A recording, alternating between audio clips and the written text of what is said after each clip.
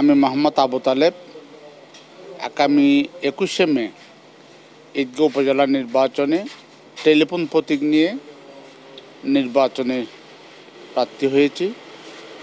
ঈদগাঁওবাসীর প্রতি আমার আবেদন নিবেদন, আমি সুদীর্ঘ 40টি বছর একজন রাজপথের রাজনৈতিক কর্মী।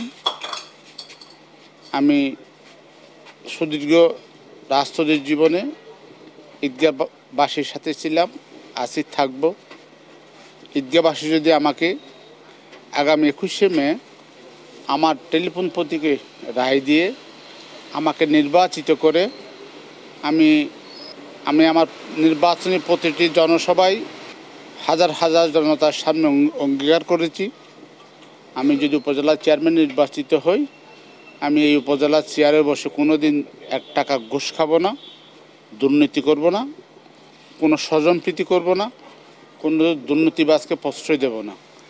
এবং 5টা ইউনিয়নের 5 জন চেয়ারম্যান, 60 জন মেম্বার, তাদেরকে সাথে নিয়ে এই উপজেলায় যারা রাজনৈতিকভাবে পরিপক্ক, অভিজ্ঞ, এই উপজেলা যারা বাস্তবায়নে যাদের নিরলস পরিশ্রম ছিল, ভূমিকা ছিল, ত্যাগ ছিল, তাদের সাথে সমন্বয় করে আমি একটা আধুনিক ঈদগাঁও উপজেলা রূপান্তরিত করব। এটা আমার ঈদগাঁওবাসীর প্রতি অঙ্গীকার। আমি আগামী 21শে মে আমার প্রতীক টেলিফোনে একটা ভোট দিয়ে আমাকে উপজেলা চেয়ারম্যান নির্বাচিত করার জন্য ঈদগাঁও উপজেলাবাসীর প্রতি আমার নিবেদন।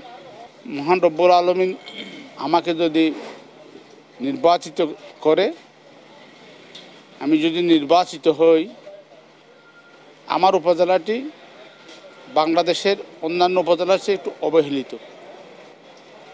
বাংলাদেশের 495টি উপজেলায় আমরা 495 নম্বর উপজেলা। এই উপজেলা নিয়ে আমরা ঈদগাঁওবাসীর দীর্ঘদিন স্বপ্ন দেখেছি।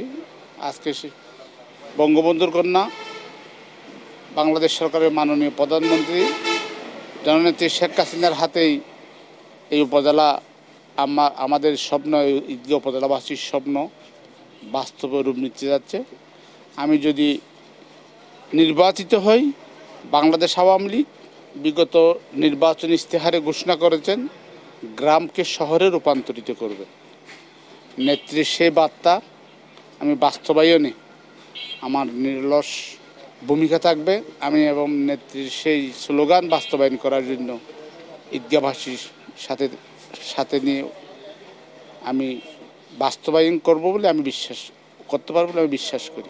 উপজেলাবাসীর জন্য একদম সর্বশেষ বার্তাটা কি থাকবে? যে শেষ একদম, আমি সুদীর্ঘদিন রাজনৈতিক জীবনে ঈদগাঁও উপজেলাবাসীর সাথে ছিলাম। আমি উপজেলাবাসীর প্রতি আমার শেষ নিবেদন, আপনারা আমাকে আগামী 21 তারিখ আমার প্রতীক টেলিফোনে একটা ভোট দিয়ে আমাকে একবার জনপ্রতিনিধিত্ব করার আপনারা সুযোগ দিন। আমি আপনাদের সেই সুযোগ যদি আপনারা আমাকে দেন, আমি দায়িত্বের সহিত পালন করব এবং ঈদগাঁও উপজেলাকে দখলবাজমুক্ত, চাঁদাবাজমুক্ত, মাদকমুক্ত একটি উপজেলায় রূপান্তরিত করব।